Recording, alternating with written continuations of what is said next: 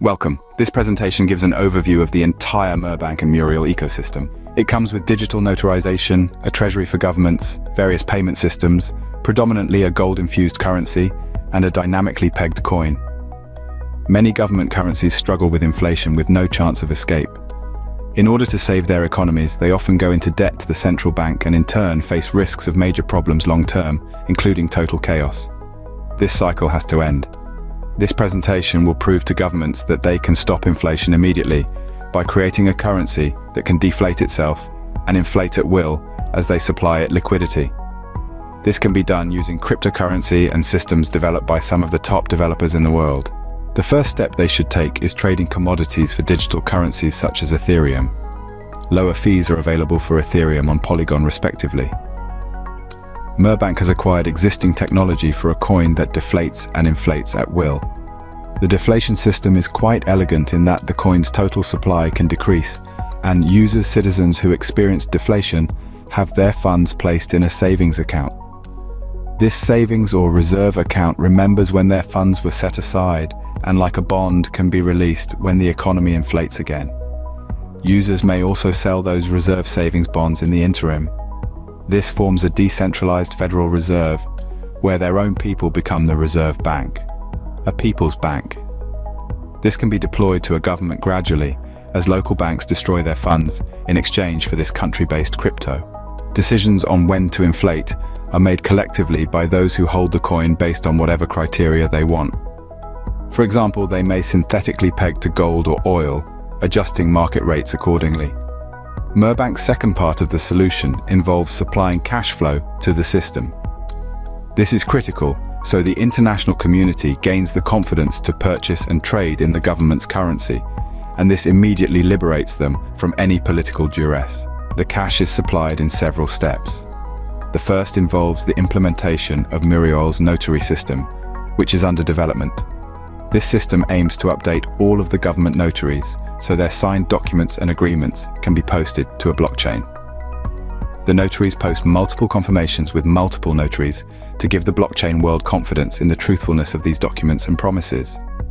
Using this, they can move things like subsidy contracts, agreements, dividends, and profits from commodities and government-run services, such as oil, tariffs, and so forth. Real estate makes up trillions of dollars in world economies and is the primary economic indicator. Therefore, in the long term, governments can seek to move citizen identities and land agreements as well, along with GPS coordinates and documents saved as torrent links. The applications are limitless. The notary is a major key to the next step, which is the treasury. Using these agreements, which can pay subsidies and dividends, they create agreements to pay those back to the users of their dynamically pegged coin. This immediately drives demand for the coin. All of the above products are open source, so everyone can see that the funds coming in are doing as they intended. In fact, the entire reason to prioritize the notary was to bring real-world assets and agreements to the blockchain in order to make the treasury liquid. Also, the Ethereum acquired previously can be staked using Lido-staked Ethereum, giving the profits of 4% a year back to holders of their coin. This, in a time of inflation, is better than many government bonds all around the world. Finally, with the banks liquid on the new digital system, they can move to the final step. They take their gold and make gold-infused paper currency. The bills print the gold on the bill in the form of a circuit, so it may be cheaply validated using conductivity tests. They can protect it with standard holographic features and a laminated surface. Murbank is already starting the planning stages for deployment of this final step. The government will benefit here because the citizens will trade in their fiat, which the government uses to mint coins, making themselves more liquid, and in exchange giving the citizens true and real money. After that, their entire economy is independent of the banking system and still completely frictionless on the permissions blockchain. Murbank also has two major key components which complement this system and are already working. One is a fully decentralized Bitcoin exchange. Its method uses two keys, so the user always has a key, and the exchange has the other one, which splits its signature into a series of nodes to validate transactions. This allows for high-speed trading, unlike other decentralized exchanges. The second component, which is also already live, is Murbank's star product, Double Deposit Escrow. This two-party escrow system makes theft impossible.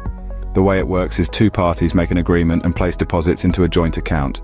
If either party defrauds the other, the time limit runs out and the funds are defaulted.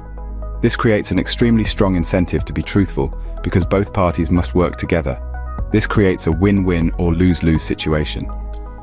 Deposits, when added to the advanced payment, will often exceed the agreement value, making theft profitless.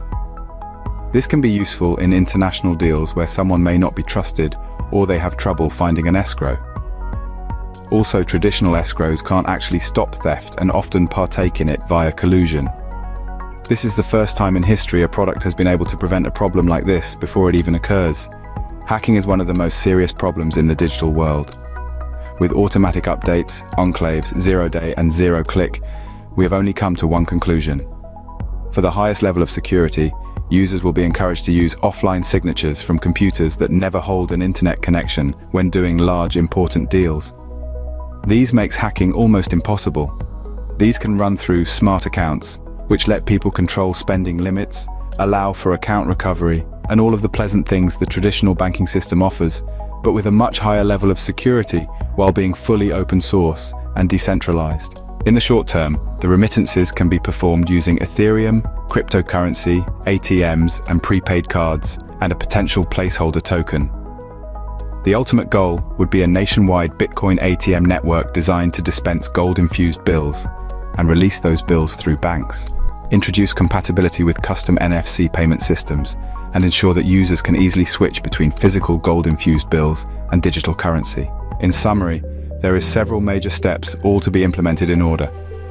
The Ethereum makes them liquid short-term and will supply funds to the blockchain treasury. Their citizens will become more liquid as well by being encouraged to accept cryptocurrency, which can be done through local marketing campaigns. The dynamic peg will defend their currency from inflation by creating a decentralized bank that can deflate. The notary will bring all major agreements and assets to the blockchain. The treasury will be used to house those agreements, be it collateral and dividends paid back to citizens. And the gold-infused cash will allow citizens to trade with something of real value in a perfectly trusted way. Not only will this increase the confidence in the economy, but it will give citizens abilities to benefit from their own system. It will give the country the ability to tap into the liquidity of the international community that is already on the blockchain. We hope this has been informative and thank you for your time.